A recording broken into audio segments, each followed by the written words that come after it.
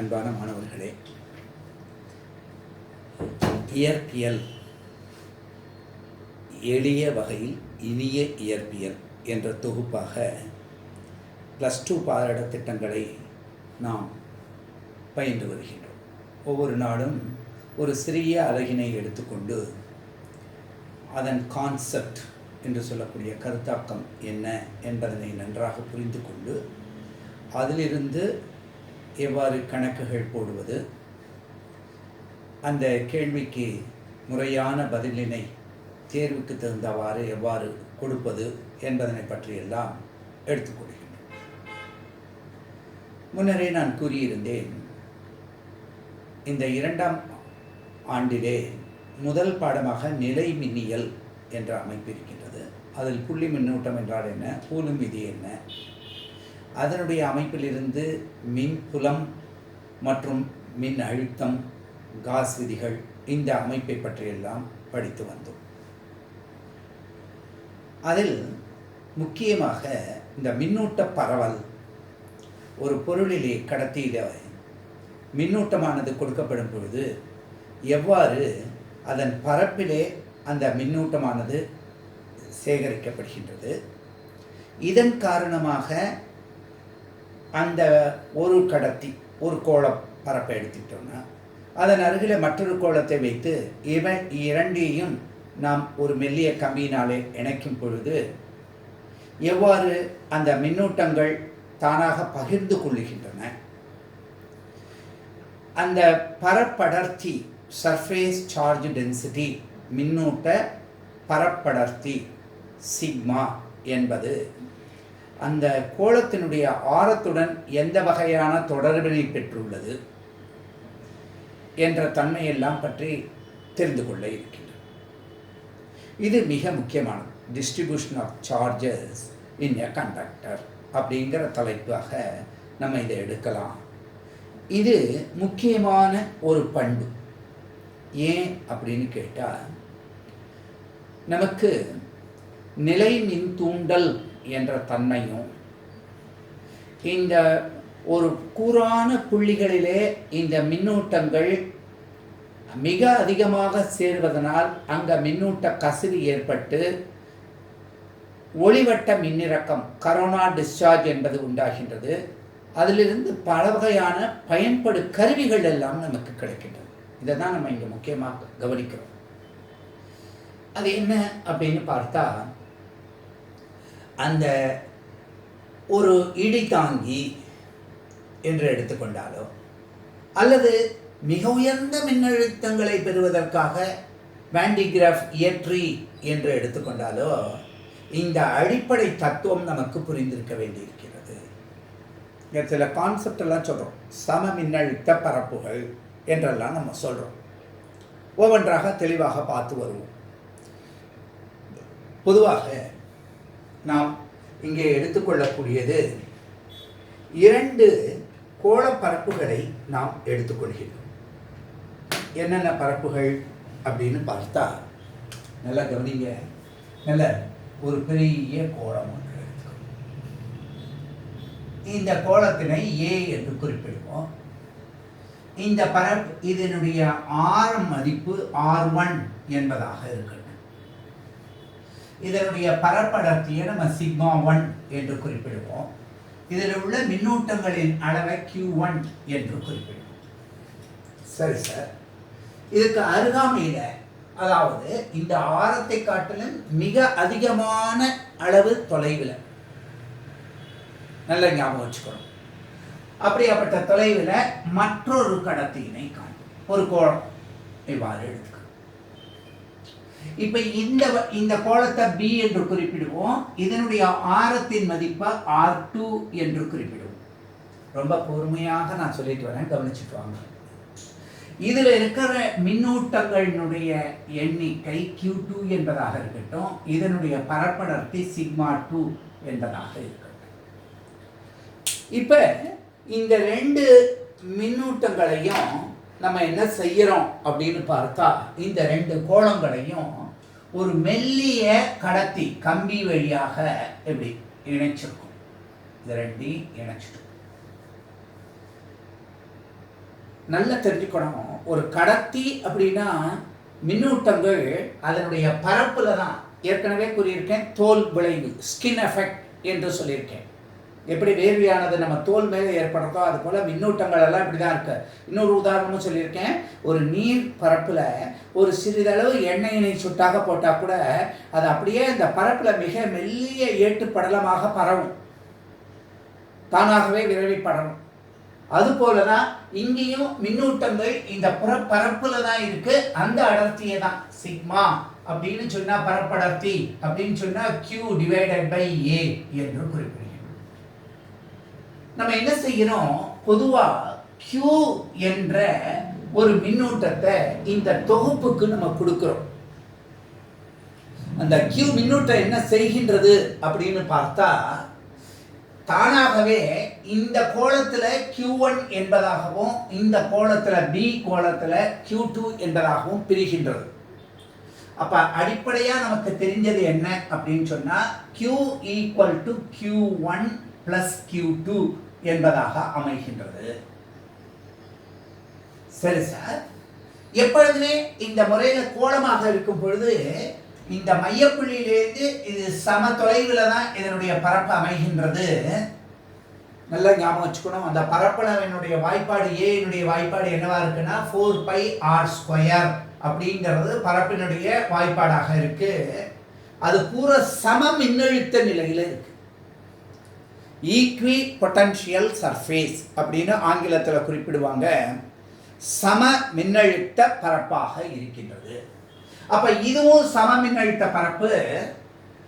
அப்ப இந்த தொகுப்பு எப்படி இருக்குன்னா அதுவும் சம மின்னழுத்த பரப்பாக இருக்கும். அப்ப சம மின்னழுத்த பரப்புனா இதனுடைய VA மதிப்பும் இதனுடைய மதிப்பை VB அப்படின்னு சொன்னா இந்த VA ஈக்குவல் டு VB என்பதாக அமைகின்றது. இந்த கருத்து கான்செப்டனா நம்ம தெளிவா புரிஞ்சுக்கணும். இதைத்தான் நம்ம நான் குறிப்பிட்டு சொல்ல விரும்புகிறேன். அதாவது ஒரு கடத்தி ஒரு கோளம் R1 அப்படிங்கிறதா இருக்கு. இதனுடைய கோளத்தினுடைய ஆர மதிப்பு R2. இது ரெண்டும் வெவ்வேறு மதிப்புடையதாக இருக்கு. அந்த காரணத்தால் Q என்ற மொத்த மின்னூட்டத்தை நம்ம இந்த தொகுப்புக்கு கொடுக்குறோம். இந்த ரெண்டு கோளங்களும் இந்த R1 காட்டிலும் மிக அதிகமான தொலைவில் இந்த ரெண்டாவது B என்ற கோளம் இருக்கும் பொழுது இந்த Q என்ற மின்னூட்டம் இதில் Q1 என்றும் இங்க Q2 என்றும் இருக்கின்றது. அதனால இந்த பரப்புக்கு தகுந்தாற்போல இதனுடைய மின்னூட்ட பரப்பு அடர்த்தி σ1 என்றும் இங்க σ2 என்பதாகவும் அமைகின்றது. இதெல்லாம் தான் நம்ம சொல்லிடணும்.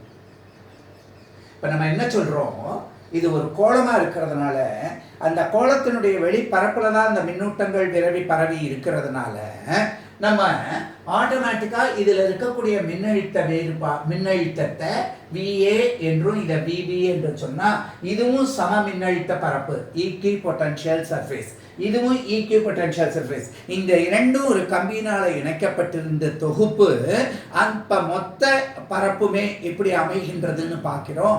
சம மின்னழுத்த பரப்பாக அமைகின்றது. இதுதான் ரொம்ப ரொம்ப முக்கியமானது. அப்படியே இருக்கக்கூடிய விஷயங்களை நம்ம ஆங்கிலத்தில் சொல்லும் பொழுது என்ன என்று நம்ம பார்க்கின்றோம். The distance between the spheres is much greater than the radii of the either sphere. அந்த ரெண்டுத்துக்கும் எடுத்திருக்கிற consideration. If a charge Q is introduced into any one of the sphere, this charge is redistributed such that the electrostatic potential is the same in both spheres. அதாவது இந்த VA என்று முதல் கோளத்தில் இருக்கக்கூடிய மின்னழுத்தமும் VB என்று நிலைமினிய மின்னழுத்தம் சொல்றோம் இல்லையா, அதனுடைய அமைப்பும் சமமாக இருக்கின்றது. இது எதுக்காக? in order to attain electrostatic equilibrium. இதுதான் நம்ம தெளிவாக தெரிந்து கொள்ள வேண்டியது. இந்த படத்தில் போர்டில் போட்டிருக்கிற படத்தில் நம்ம புரிஞ்சுக்கிற விஷயம் இதுதான். அப்போ நமக்கு கிடைக்கக்கூடிய பேரண்ட் ஈக்குவேஷன் என்னவாக இருக்கு? மொத்த மொத்த மின்னோட்டத்தின் மதிப்பு Q என்று எடுத்துக்கொண்டால் அது Q1 plus Q2 என்பதற்கு சமமாக இருக்கின்றது. சரி சார், இப்போ இந்த சார்ஜஸ்லேருந்து VA VB இந்த மதிப்புகளை தனித்தனியாக எழுதினா நமக்கு என்ன கிடைக்கும்? இப்போ VA மதிப்பு என்ன? இந்த VA மதிப்பை VA என்று சொன்னோம்னா VA ஈக்குவல் டு, நல்ல கவனிங்க, என்னன்னு மின்னழுத்தம், ஒரு புள்ளி மின்னழுத்தத்துக்கு உண்டான வாய்ப்பாடு என்னன்னு தெரியும்? 1/4 pi எப்சிலான் 0 ஓரளவு மின்னோட்டத்தை கொண்டு வர செய்யப்படுகின்ற வேலையின் அளவு. அப்ப இங்க இருக்கிற மின்னூட்டம் Q1 இன்டு யூனிட் சார்ஜ். அப்ப அதை 1ன்னு எடுத்துக்கிறோம். இந்த இடத்துக்கு என்ன கிடைக்கும்? இதனுடைய ஆர மதிப்பு R1. ஏன்னா இந்த புள்ளியில நம்ம சேகரிக்க செய்யப்பட்ட வேலை. இத சமன்பாடு, இது ஒரு முக்கியமான சமன்பாடு, வரையறையிலேருந்தே எடுத்திருக்கோம். இந்த சமன்பாடு 1ன்னு சொல்லுவோம். இதே போல இந்த VB என்ற புள்ளிக்கும் நம்ம என்ன செய்ய முடியும் அப்படின்னு பார்க்குறோம், எழுத முடியும். அப்ப அந்த VB மதிப்பு என்னன்னு கிடைக்கின்றது அப்படின்னு கேட்டா 1/4 pi எப்சிலான் 0. எப்சிலான்ங்கிறது ஊடகத்தினுடைய விடுதிறன். இந்த 1/4 pi எப்சிலான் 0 மொத்த மதிப்பு என்னன்னு தெரியும் நமக்கு? 9 × 10⁹ அப்படிங்கிறதெல்லாம் தெரியுது. இதெல்லாம் குழு விதியில நம்ம நல்லா தெரிஞ்சிருக்கோம். அப்ப இங்க இருக்கக்கூடிய மின்னூட்டம் Q2, இதனுடைய ஆர மதிப்பு R2. அப்ப இத சமன்பாடு 2 அப்படின்னு சொல்றோம். ரொம்ப எளிமையான கருத்து தான், ஆனா எந்த சுணக்கமும் இல்லாம நம்ம புரிஞ்சுக்கிறோம். இது பொட்டன்ஷியல் அட் A, இது பொட்டன்ஷியல் அட் B. ஆனா நமக்கு கான்செப்ட் என்ன? VA equal to VB. இதுதான் இங்க இருக்கக்கூடியது. அப்ப ஆட்டோமேட்டிக்கா VA equal to VB. therefore நம்ம இந்த கருத்தாக்கத்தை கொண்டு Q1/R1 ஈக்குவல் டு Q2/R2 என்று தெரியும். இதெல்லாம் ஒரு எடுத்துக்காட்டு கணக்கு ஒன்று போட போறோம். அந்த கணக்கை போடும்போது இன்னும் தெளிவா தெரியும் உங்களுக்கு.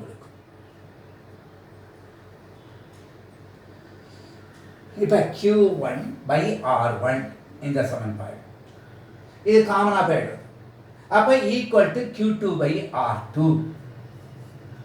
சரி சார், இந்த Q1 மதிப்பை நம்ம எப்படி எழுதலாம் அப்படின்னு சொன்னா, உங்களுக்கு ஏற்கனவே சொல்லியிருக்கேன், இந்த சிக்மா ஈக்குவல் டு Q/A என்பதிலிருந்து Q equal to sigma A என்று தெரியும். ஒரு கடத்திக்கு பரப்படர்த்தி அப்படிங்கிறது முக்கியம். அந்த டேர்ம்ல இதை எழுதலாம் நம்ம. அப்ப Q1 அப்படிங்கிறத எழுதணும் அப்படின்னு சொன்னா, இந்த Q1 அப்படிங்கிறத மதிப்புக்கு, Q1க்கு என்னென்ன மதிப்பு எழுதலாம்? Q1 equal to sigma 1. A யோட மதிப்பு என்னன்னு சொல்லியிருக்கோம்? 4 pi. ஏன்னா கோளமா இருக்கிறதுனால R1² அப்படின்னு எழுதலாம். அதே போல Q2 மதிப்பை என்னன்னு எழுதலாம்? Q2 மதிப்பை சிக்மா 2 4 pi R2² அப்படின்னு எழுதலாம். அப்ப இந்த சமன்பாடை 3 சொல்லி இந்த தொகுப்பை 4ன்னு சொன்னா, இந்த 4 இந்த மதிப்புல பிரதியிடலாம். பிரதியிட்டோம்னா நமக்கு என்ன கிடைக்கின்றது அப்படின்னு பார்த்தா சிக்மா 1 R1. ஏன்னா சிக்மா 1 4 pi R1² R1 போது சிக்மா 1 R1. எல்லாம் புரியுதா? ஏன்னா இந்த R1 ஒரு R1க்கு போயிடும். அதே போல Q2ல சிக்மா 2 அப்படின்னு பார்க்கும்போது ஈக்குவல் டு சிக்மா 2 R2 என்று கிடைக்கின்றது. அப்ப பரப்படத்தையும் ரேடியஸையும் பெருக்கும் பொழுது அப்ப இந்த sigma 1 R1 equal to sigma 2 R2 equal to sigma 3 R3 இந்த மாதிரி எல்லாம் தொடர்ச்சியா எடுத்துக்கிட்டே போனோம் அப்படின்னு சொன்னா நமக்கு என்ன கிடைக்கும்? therefore என்ன கன்க்ளூட் பண்றோம்? Sigma R equal to a constant, மாறிலி.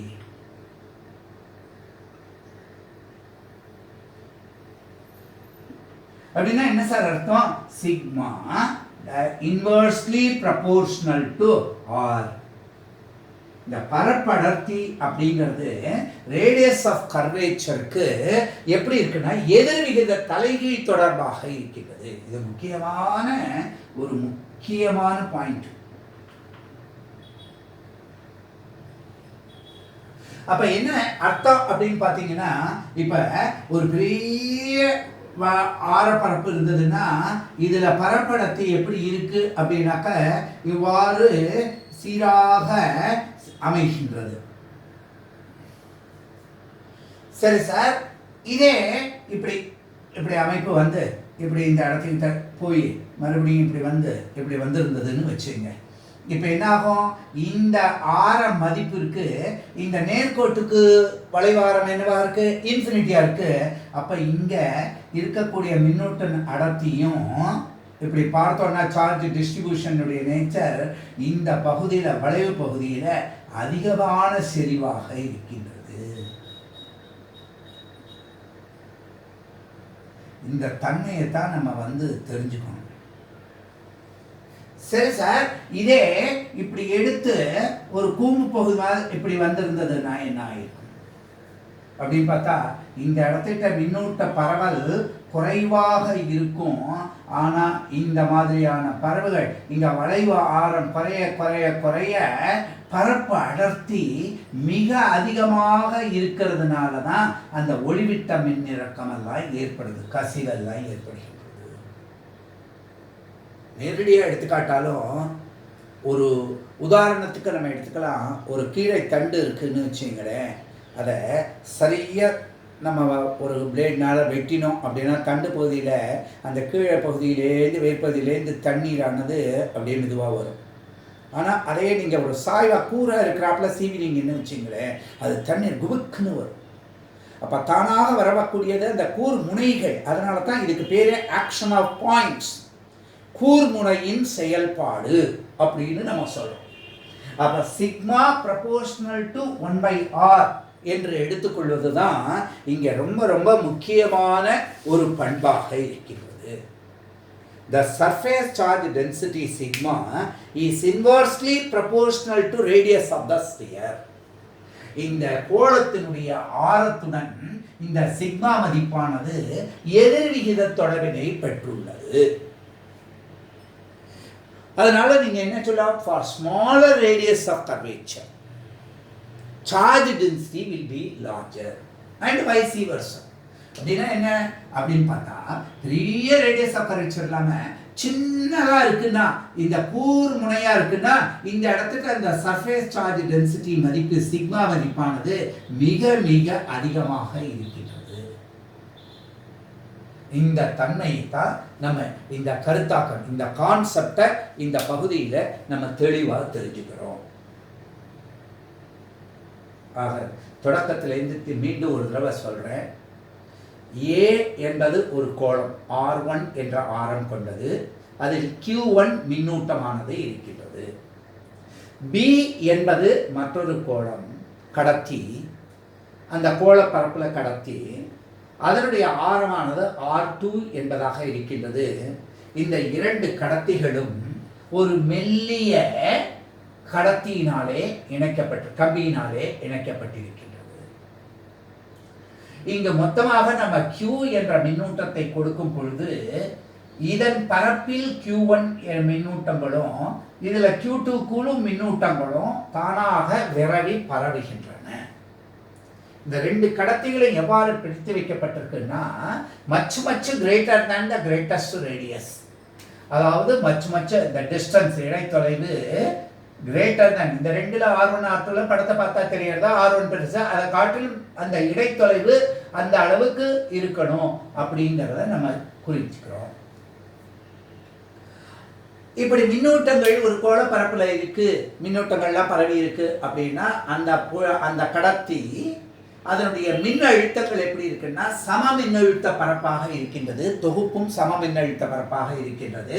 அதாவது இந்த VA மதிப்பும் VB மதிப்பும் சமம். அப்ப முதல்ல VA மதிப்பை நம்ம கண்டுபிடிக்கிறோம். 1/4πε0 Q1/R1. அதே போல விபியினுடைய மதிப்பை கண்டுபிடிக்கிறோம் 1/4πε0 Q2/R2.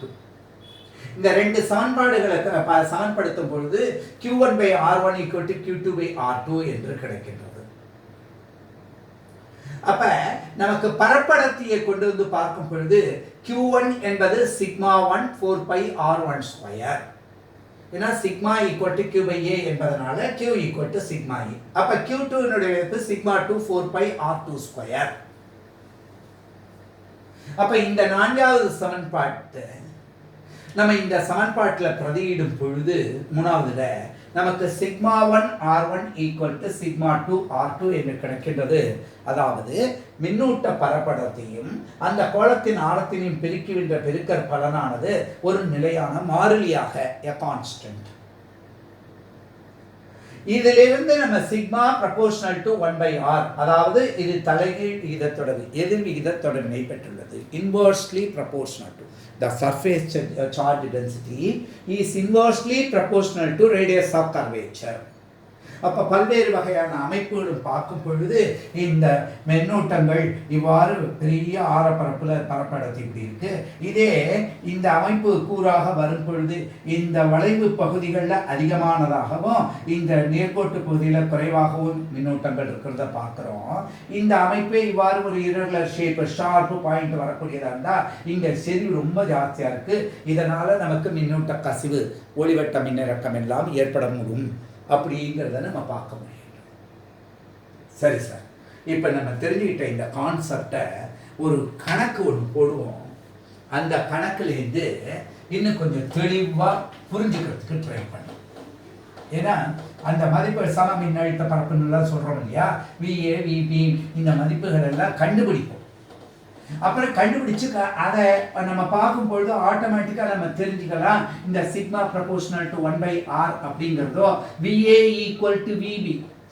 அதாவது உங்களுக்கு இயற்பியலில் நான் முன்னாடியே சொல்லியிருந்தேன், அது சோதனையாக இருந்தாலும் சரி அல்லது ஒரு டெரிவேஷன் வரையறை இந்த மாதிரி எடுக்கிறதா இருந்தாலும் சரி, எல்லா பகுதிகளையும் நம்ம என்ன சொல்லுவோம், ஒரு நல்ல ஹைபாத்தசிஸ் வச்சுக்கிறோம். இங்கே சம மின்னழுத்த பரப்புகள் VA = VBன்னு வச்சு இந்த அமைப்பெல்லாம் பார்த்தோம். சரி, என் மதிப்பு கொண்டு அந்த கணக்கை பிரதியிட்டோம்னா அந்த மதிப்புகள் எப்படி இருக்கு அப்படின்னு பார்க்கலாம். இப்போ இந்த R1 = 8 சென்டிமீட்டர்னு வச்சுக்கோம். இந்த R2 = 2 சென்டிமீட்டர்னு வச்சுக்கோம். இது போல இது 4 மடங்கு இருக்கு. அப்ப அந்த தன்மைகள்லாம் எப்படி வர்றதுங்கிறத பார்க்கலாம். இப்போ இந்த இடைத்தொலைவு மச் கிரேட்டர் than 8 சென்டிமீட்டர் காட்டிலும் மிக அதிகமான தொலைவில் ஒரு 1 மீட்டர் தொலைவில் இருக்குன்னு வச்சுக்கோமே. 100 சென்டிமீட்டர்னா இது ரெண்டும் ஒரு மெல்லிய கடத்தினால இணைக்கப்பட்டிருக்கு அப்படின்னு பார்க்கும் பொழுது அங்கே நம்ம டெரிவேஷன் போடுறதுக்கு VA = VBன்னு பார்த்தோம். இங்கே நம்ம ஒவ்வொன்றும் கண்டுபிடிப்போம். சார்ஜ் இந்த Qனுடைய மதிப்பை அவன் என்ன சொல்றான், 100 நானோ கூலும் கொடுக்குறான். நானோ கூலும்னா என்ன அர்த்தம், 10⁹ அர்த்தம். அது இந்த Q1 என்பதாகவும் Q2 என்பதாகவும் பிரிய போறது.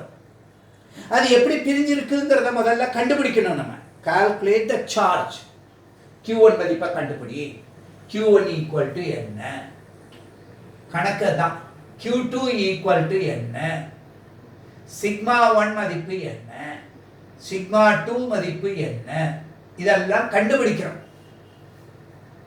எண் மதிப்புகளை கொண்டு மொத்த மின்னூட்ட மதிப்பை மட்டும் கொடுத்துருக்காங்க. அந்த மதிப்பை கொண்டு எவ்வாறு கண்டுபிடிப்பது? அடுத்தது நம்ம சொல்லக்கூடியதுல என்ன இருக்குன்னா, calculate the potential on each sphere. இந்த VA மதிப்பு என்ன, VB மதிப்பு என்ன, இது ரெண்டும் சமமா இருக்கா? இப்படி இருக்குன்னு சொல்லி தானே இந்த டெரிவேஷன் போட்டோம். இப்ப இருக்கானே வெரிஃபை பண்ணலாமே. அந்த தன்மையைத்தான் நம்ம இங்க பார்க்கின்றோம். கவனிப்போம். இப்ப முதல்ல VA மதிப்பை கண்டுபிடிக்கிறோம். அதாவது அந்த வாய்ப்பாடு. அப்ப VA மதிப்பு = 1/4πε0 Q1/R1 அப்படின்னு தானே நம்ம வாய்ப்பாடு சொல்லியிருந்தோம். VB மதிப்புக்கு என்ன வாய்ப்பாடு சொல்லியிருந்தோம், VB equal to 1 by 4 pi epsilon 0 Q2 divided by R2 என்று இந்த சமன்பாடு. சரி, இந்த ரெண்டு சமன்பாடையும் நம்ம என்ன சொல்றோம் பாருங்க. Q1 by R1 equal to Q2 by R2 சம மின்னழுத்த கோளங்கள் அப்படின்னு எடுத்துக்கிட்டா Q1 அப்படிங்கிறதோட therefore Q1 அப்படிங்கிறதோட மதிப்பு நமக்கு என்னென்ன கிடைக்கிறது? R1 divided by R2 into Q2. Q1 in terms of Q2 with this thing.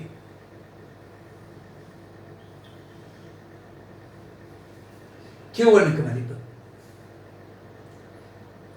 சரி சார், இங்க ஏற்கனவே நமக்கு என்ன வாய்ப்பாடு தெரியுமே? Q equal to என்னன்னு தெரியும்? Q equal to Q1 plus Q2 னு தெரியும். இத சமன்பாடு 1 னு வெச்சுப்போம். இந்த கணக்கு போடுறதுக்கு. இத சமன்பாடு 2 னு சொன்னா இதிலே இருந்து Q1 equal to என்னன்னு தெரியும்? மொத்ததிலே இருந்து Q2 மதிப்பை கழிக்கிறதுனால தெரியும். இது சமன்பாடு 2 னு வெச்சு. இப்போ இந்த மதிப்புகள்ல நம்ம எண் மதிப்புகளை பிரதியிடுவோம். பிரதியிட்டோம்னா நமக்கு என்ன கிடைக்கின்றது? therefore நல்லா பாருங்க, கணக்குகள் எல்லாம் போட போட இன்ட்ரெஸ்டிங்கா இருக்கும். எப்படி ஸ்டெப் பை ஸ்டெப் கொண்டு போறோம்னு பாருங்க. Q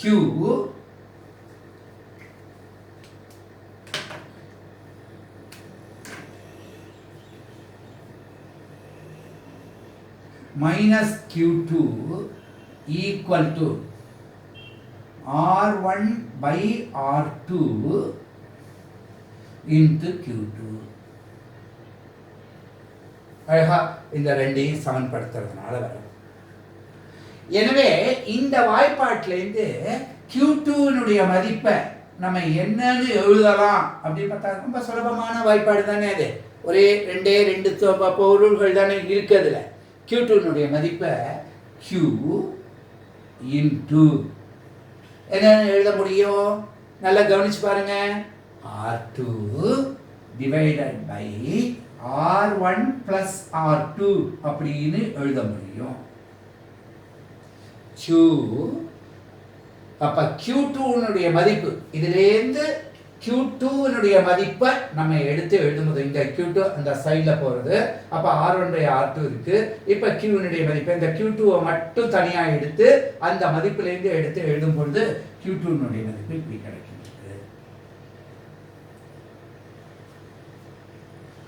சரி சார், therefore இதுல சப்ஸ்டிடியூட் பண்ணினா Q2 மதிப்பு என்ன கிடைக்கிறது? இது நானோ கூலும்லயே வெச்சுப்போம். 100 10⁻⁻9 அப்படிங்கறது அப்படியே இருக்கட்டும். அத அப்படியே கொடுத்தோம் அப்படின்னு சொன்னா இந்த மதிப்பு என்னன்னு கிடைக்கிறதுன்னு பாருங்க. இந்த நானோ கூலும் 10⁻⁻9 into இந்த R2 2 centimetre, R1 plus 2 R2 மதிப்பு 10 சென்டிமீட்டர். ஏன் சார் இது மீட்டர்ல போடணும்னா போட்டுக்கலாம். 10⁻⁻10 -2 10⁻⁻2 போட போறோம். அதனால இது அப்படியே வெச்சுக்கோ. சரி சார், இப்போ இது என்ன ஆகும் அப்படின்னு பாருங்க. ஆட்டோமேட்டிக்கா நமக்கு இந்த தன்மையில பாக்கி என்ன இருக்கு? இந்த 10 இதுக்கு போயிடுச்சுன்னா இங்க 10, இந்த 2 போச்சுன்னா 20 நானோ கூலும் Q2 மதிப்பு. இப்ப Q2 மதிப்பை கண்டுபிடிச்சாச்சா? 20 நானோ கூலும் அப்படின்னு சொல்லிட்டு. சரி, எப்ப இந்த Q2 மதிப்பு தெரியுமோ அப்ப Q1 மதிப்பு என்னன்னு தெரியும் நமக்கு. இங்க பாருங்க, Q1 equal to Q minus Q2 தானே. சுலபமா? அப்ப 100ல இருந்து 20 கழிச்சாச்சுன்னா என்ன கிடைக்கிறது? 80 நானோ கூலும். இந்த மதிப்பு கிடைச்சாச்சு. Q1 மதிப்பு கண்டுபிடிச்சாச்சு. இப்ப அவன் கேட்டிருக்கிறதுல 2 கோளத்துல இருக்கக்கூடிய மின்னூட்டங்கள் என்னங்கறத கேட்டிருந்தா அதை நம்ம கண்டுபிடிச்சிட்டோம். சரி, இதுல இருந்து பரப்படர்த்தி கண்டுபிடிக்கணும் இல்லையா? அந்த பரப்படர்த்தி கண்டுபிடிச்சாதானே அடுத்தது கண்டுபிடிக்க முடியும். அப்ப பரப்படர்த்தி எப்படி கண்டுபிடிப்பீங்க? σ1 equal to Q1 divided by 4 pi R1 square. மின்னூட்டம் பை பரப்பு. அதே போல சிக்மா 2 மதிப்பு அப்படின்னு கேட்டா Q2 இது ரெண்டும் சமமா இருக்குமா? இருக்காது. மின்னழுத்தம் தான் சமமா இருக்கும். ஏன்னா ஆரம் மாறுறதுனால பரப்படத்தை மாறும். அதைத்தானே நம்ம இங்க பார்க்கிறோம். எத்தனை மடங்கு இருக்குன்னு எல்லாம் பார்க்க போறோம். 4 pi R2 ஸ்கொயர். அப்ப இந்த மதிப்பு பார்க்கணும்னா 80 nano coulomb 10⁻⁻9 divided by 4 pi R1 square அப்படின்னு சொன்னாக்க R1 மதிப்பு என்ன? 8 சென்டிமீட்டர். 8 × 10⁻⁻2 ஹோல் ஸ்கொயர் அப்படின்னு கிடைக்கும். சார் இங்க மட்டும் போட்டீங்க, இது மட்டும் இருக்கிறதுனால நம்ம அதை மீட்டர்ல மாத்திட்டோம். இதை எப்படி கூலும்ல மாத்தினோமோ அது மாதிரி மீட்டர்ல மாத்திட்டோம். 8 × 10⁻⁻2 ஹோல் ஸ்கொயர். அப்ப அந்த மதிப்பு நமக்கு தோராயமா என்ன கிடைக்கிறது அப்படின்னு பார்த்தா 0.99 10⁻⁻6 நல்ல கவனிங்க. என்ன? Coulomb by metre square -2. Capital C coulomb by metre square. மைக்ரோல இருக்கு. சரி, இதே இந்த மதிப்புக்கு பிரதியிடும் போது என்ன கிடைச்சது அப்படின்னு பார்த்தா அந்த மதிப்புக்கு பாருங்க. இந்த மதிப்புல பிரதியிடும் பொழுது அதாவது Q2 மதிப்பு என்ன இருந்தது? 20 நானோ coulomb 10⁻⁻9 divided by 4 pi into இந்த தொலைவு என்னவா இருக்கு? 2 into 10⁻⁻6 -2 whole square 4 pi r square. அப்ப இந்த மதிப்பு என்ன சார் கிடைச்சது அப்படின்னு பார்த்தா நமக்கு ஏறத்தாழ 3.9. இந்த மதிப்பை அப்படியே பிரதியிட்டோம்னா 3.9 × 10⁻⁻6 என்ன கிடைக்கும்? Coulomb metre -2. அப்ப சிக்மா 1 மதிப்பு என்ன அப்படின்னு கண்டுபிடிச்சாச்சு. சிக்மா 2 மதிப்பு கண்டுபிடிச்சாச்சு. இப்ப இந்த மதிப்பு பாருங்களேன். இது 10⁻⁻6 அப்படிங்க. இது 1ன்னா இது 4ன்னு எடுக்க முடியுமா? அப்ப இது போல இது 4 மடங்கு இருக்கு இல்லையா? அப்ப என்ன அர்த்தம்? ஆரம் 4 மடங்கு குறையும் பொழுது பரப்படத்தை 4 மடங்கு அதிகரிச்சிருக்கு. 8ல 2ங்கிறது 4 மடங்கு குறைஞ்சிருக்கு. ஆனா சிக்மா 1 சிக்மா 2 மதிப்பை பார்க்கும் பொழுது இது போல 4 மடங்கு அதிகரிச்சிருக்கு அப்படிங்கறத நம்ம கண்டுபிடிக்க முடியும். இப்ப இந்த மதிப்பை பார்த்தாலே தெரியுது பாருங்க. நமக்கு சிக்மா 1 divided by sigma 2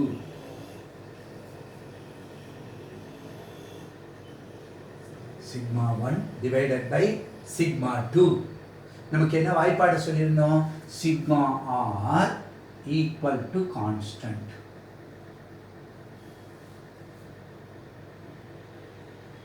அப்ப sigma 1 r1 equal to sigma 2 r2.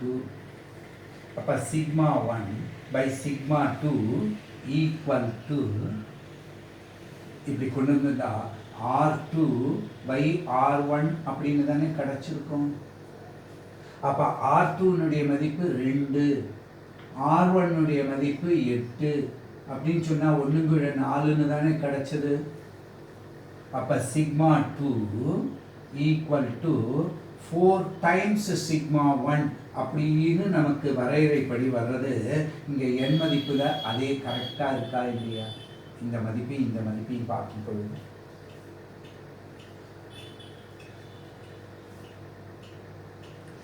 சரி சார், இது 2 சமப்புள்ளிகளாக இருக்குன்னு சொல்றீங்களே, அந்த மதிப்பு எப்படி கிடைச்சது? இப்ப VA equal to BBன்னு சொன்னீங்களே, அந்த மதிப்பு எப்படி கிடைச்சது? அந்த மதிப்பு கரெக்டா வந்திருக்கா? கவனிச்சு பார்ப்போம். இப்போ விஏனுடைய மதிப்பு வேணும்னாக்கா என்னென்னு எழுதலாம்? VA equal to 1/4πε0. இப்போ தான் நமக்கு Q1 மதிப்பு தெரியும், R1 மதிப்பு தெரியும். அப்போ 9 × 10⁻9 இந்த 1/4πε0 மதிப்பு. Q1 அப்படிங்கிறத நம்ம என்னன்னு கண்டுபிடிச்சிருந்தோம்? 80 நானோ கூலும் 10⁻⁻9. 10⁻⁻9 தானே இங்கே நானோ கூலுமா இருந்தது அப்படின்னு பார்த்தோம். அப்போ 10⁻⁻9 சரி, டிவைடட் பை R1 மதிப்பு என்னன்னு இருந்தது? 8 × 10⁻⁻2 என்பதாக இருந்தது. அப்போ இந்த மதிப்பு பார்த்துருந்தோம் அப்படின்னு சொன்னால் இது என்னன்னு கிடைச்சிருக்கு? எத்தனை வோல்ட்டில் தானே கிடைக்கும். இந்த மதிப்பு ஏறத்தாழ எத்தனை? 9. இந்த 9 தான். இந்த 8 போயிடுறது, இந்த மதிப்புகளுக்கெல்லாம் போயிடுச்சு அப்படின்னு சொன்னாக்க இந்த மதிப்பு போகும்போது இங்கே ஒரு 0 இருக்கு. இந்த 10⁻⁻ மேலே போகும்போது என்ன ஆகும்? ப்ளஸ் ஆகும். அப்போ கிலோவில் வரும். Kilo volt, 9 kilo volt. சரி சார், இப்போ நீங்கள் அந்த விபியினுடைய மதிப்பு சொன்னீங்களே, அது என்ன வந்திருக்கு? அந்த மதிப்பை கால்குலேட் பண்ணி பாருங்களேன். VB equal to 1/4πε0 Q2 divided by R2 தானே. அப்போ 9 × 10⁻9 அப்படியே இருக்கு. இங்கே இது 80க்கு Q2ஓட மதிப்பு என்ன? 20 நானோ கூலும். 20 × 10⁻⁻9 டிவைடட் பை 2 × 10⁻⁻ என்னன்னு இருக்கு? 2. ஏன்னா 2 சென்டிமீட்டர் தான் ஆரம். அப்போ இந்த மதிப்புகளும் போச்சுன்னா இது வந்ததுன்னா இங்கே என்ன தான் கிடைக்கிறது? 9 × 10⁻3 9 கிலோ வோல்ட். அப்போ விஏனுடைய மதிப்பு விபியினுடைய மதிப்பு சமம் அப்படிங்கிறத நம்ம என் மதிப்புலையும் பார்க்க முடியறது இல்லையா? இதுதான் இதுக்காகத்தான் நம்ம சொல்கிறது, எப்பொழுதுமே இயற்பியல் படித்தோம் அப்படின்னு சொன்னால் இந்த இயற்பியலை பொறுத்தவரையில் ரொம்ப முக்கியமான ஒரு பண்பே ஒரு கருத்தாக்கம், concept. We should learn the concept first and we should try to jot down, write all the corresponding equations. அந்த வாய்ப்பாடுகள் அனைத்தையும் நம்ம எழுதணும். ஒவ்வொரு பேப்பர் என்னப்பா ஒரு பாடம் அப்படின்னு எடுத்துக்கிட்டோம்னா ஒரு 10 பிரிவு இல்லை ஒரு லெசனில், அப்போ 10 தனித்தனி ஷீட்டு. இப்போ ஒளிவிட்ட மின்னிறக்கங்கள், வேண்டிகிராஃபியேட்ரி, மின்னூட்டங்களின் அதாவது பரவல், மின்னூட்ட பரவல், சார்ஜ் டிஸ்ட்ரிபியூஷன் இன் கண்டக்டர் அப்படின்னு எடுத்துக்கிட்டோன்னா இது ஒரு கருத்து. மின் அழுத்தங்கள், மின்புலங்கள், கூலும்பின் விதி, அப்புறம் புள்ளி மின்னூட்டம் Q = NE என்பதில் வரக்கூடிய தன்மைகள், கெப்பாசிட்டர், காஸ் விதி. இப்படி நம்ம ஏற்கனவே கொடுத்துருக்கும் போதே இந்த மாதிரி தான் கொடுத்துருக்கோம் உங்களுக்கு. இந்த லெசன் ஆர்கனைசேஷன், டாபிக் ஆர்கனைசேஷன் ஒவ்வொன்றுத்துலேயுமே அந்த முறையில் அந்த பேப்பர்களை, அதுவும் நான் உங்களுக்கு இன்னும் தெளிவாகவே சொல்லியிருக்கேன், ஒவ்வொன்றும் ஒவ்வொரு வண்ணத்தாளில் எழுதிட்டால் ரொம்ப நல்லதுன்னு. அப்போ அவற்றை எடுத்து வச்சுக்கிட்டு அதுக்கப்புறம் உடனடியாக அது ரிலேட்டடாக ஒரு கணக்கு ஒன்று போடணும். அப்படி போட்டு பார்க்கும் பொழுது இந்த வாய்ப்பாடுகளை மீண்டும் பயன்படுத்துறதுலையும் நமக்கு கிடைக்கும். இந்த எண்மதிப்புகளை பிரதியிடும் பொழுது அதில் கிடைக்கக்கூடிய வழிகள், அந்த வழிமுறையிலேருந்து கிடைத்த விடைகள், அந்த அமைப்புகள் அனைத்து அந்த மதிப்புகள் எல்லாம் நம்ம எடுத்துக்கொண்ட கருத்துக்கு ஒத்து இருக்கின்றனவா? அந்த ஹைபோதசிஸ் VA = VBன்னு சொன்னோம் இல்லையா? இப்போ VA = VBங்கிறத நம்ம இங்கே பார்க்க முடிகின்றதே. இந்த எண் மதிப்பு என்னவா கொடுத்திருந்தாலும் அப்படித்தானே இருக்க போகிறது. சிக்மா ஆர் என்பது எப்பொழுதுமே மாறிலியாக அமைகின்றது அப்படின்னு சொன்னோம். அந்த மதிப்பையும் நம்ம இங்கே பார்க்கின்றோம். ஆக ஒரு கணக்கு அப்படிங்கிறத போடும் பொழுது என்னென்ன வகைகளில் இந்த கணக்கானது அமைகின்றதுங்கிறத நல்லா தெளிவாக தெரிஞ்சுக்கிங்க. இது மிக முக்கியமானது. நாளைய தினம் 2 பயன்பாடுகளை பார்க்குறோம். அதான் நான் சொன்னேன், இந்த ஒளிவிட்ட மின்னிறக்கம் கரோனா டிஸ்சார்ஜ் அப்படிங்கிறத வச்சுக்கிட்டு ஒரு இடி தாங்கி எவ்வாறு செயல்படுகின்றது, ஒரு வேண்டிகிராஃப் இயற்றி எவ்வாறு செயல்படுகின்றது, இந்த 2 தன்மைகளையும் பற்றி நம்ம தெளிவாக பார்க்க போகிறோம். முக்கியமான வாய்ப்பாடு sigma R equal to constant. அப்போ கசிவு இல்லாமல், இதுலேருந்து நம்ம இன்ஃபர் பண்ணுறோம், கசிவே இல்லாமல் ஒரு மின்னோட்டங்கள் ஒரு இடத்துல சேகரிக்கப்படணும்னா அந்த பரப்பு எப்படி இருக்கணும்? வளைவாரம் மிக அதிகமான மெருகூட்டப்பட்ட ஒரு பெரிய கோளம், highly polished, a metallic sphere having a large radius of curvature. உள்ள திண்ம பொருள் இருக்க வேண்டியதில்லை, ஏன்னா பரப்பு, அந்த பரப்பில் தான் அந்த மின்னூட்டங்கள் சேகரிக்கப்பட போகிறது. அந்த தன்மைகள் இருந்தால் அந்த மின்னூட்டங்கள் கசிவில்லாமல் இருக்க முடியும். மேலும் மின்காப்பு பொருள்களான கேஸ் போட்டு அதை சுற்றிலையும் இருந்ததுன்னா வேக்கமில் வச்சுருந்தோம்னா இன்னும் அந்த மின்னோட்டம் கசியாது. ஆனால் எந்த இடத்துலையாவது ஒரு சின்ன ஒரு கூர் முனைகள் இருந்தால் அந்த தண்ணியை நம்ம எங்கே பயன்படுத்துகிறோம் அப்படிங்கிறதையும் பார்க்குறோம். இந்த தேசிய நெடுஞ்சாலைகள் எல்லாம் இந்த கேஸு அல்லது பெட்ரோலியம் போன்ற ப்ராடக்ட்ஸ் எல்லாம் ஹைலி இன்ஃப்ளேமபிள்னு போட்டிருப்போம். அந்த மாதிரி இருக்கக்கூடியதுலாம் பார்த்தீங்கன்னாக்கா அந்த பெரிய பெரிய கண்டெய்னர்ஸில் இரும்பு அந்த உலோகத்தினாலான கூட்டில் தானே அதெல்லாம் சேகரித்து எடுத்துகிட்டு போகிறாங்க, நாப்தா போன்ற பொருள்கள்லாம். அப்படி போகும்போது அதில் பார்த்தீங்கன்னா கீழே ஒரு கம்பியாட்டம், அதாவது சங்கிலி மாதிரி கூர் முனைகளோடு சேர்ந்து இணைக்கப்பட்டு அந்த பாடியோடு இணைக்கப்பட்டு அது தரை தொடர்பு கொண்டதாகவே போகும். ஏன் சார் இப்படி இருக்குது அப்படின்னு கேட்டால், எந்த காரணத்தினாலையும் புவிகாந்த கோடுகளை இந்த வளையமான உலோக பரப்பு வெட்டும் பொழுது அந்த மின்காந்த தூண்டல் காரணமாக மின்னூட்டம் தூண்டப்பட்டதுனாலும் அந்த தூண்டுதல் புள்ளிகள் எல்லாம் மின்னூட்டங்கள் ஒரு இடத்துல இருந்ததுன்னா அந்த சார்ஜஸ்ஸு இமீடியட்டாக ஃபயர் பண்ணிடும். அப்போ அதை ஸ்பைக்ஸ் வழியாக அந்த கூர்புள்ளிகள் வழியாக தரை இறக்கிட்டோம்னா, கிரவுண்ட் பண்ணிட்டோம், எர்த்து பண்ணிட்டோம், பாடியில் சேசிஸ்லேருந்து அந்த தொங்கக்கூடிய அமைப்புகள் மூலயமா எர்த்துக்கு கொடுத்துட்டோம் அப்படின்னா மின்னூட்டங்களே இருக்காது. ஏன்னா ஒரு சின்ன ஸ்பார்க் தானே, ஃபிசியோ எலக்ட்ரிக் எஃபெக்ட்னால இந்த லைட்டிங் இருந்தால் கூட கேஸில் உடனே பிடிச்சிக்கிறது இல்லையா? அதனால் இவற்றை அவாய்ட் பண்ணுறதுக்கு அப்போ கூர்முனைகளின் செயல்பாடு மிக மிக பாதுகாப்பு அரணாகலாம் நமக்கு செயல்படுறது. ஆக இந்த தத்துவம், இந்த கணக்கு எல்லாம் உங்களுக்கு புரிஞ்சிருக்கும்னு நினைக்கிறேன்.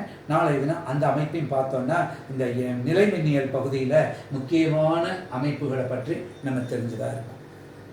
தேங்க்யூ, நன்றி.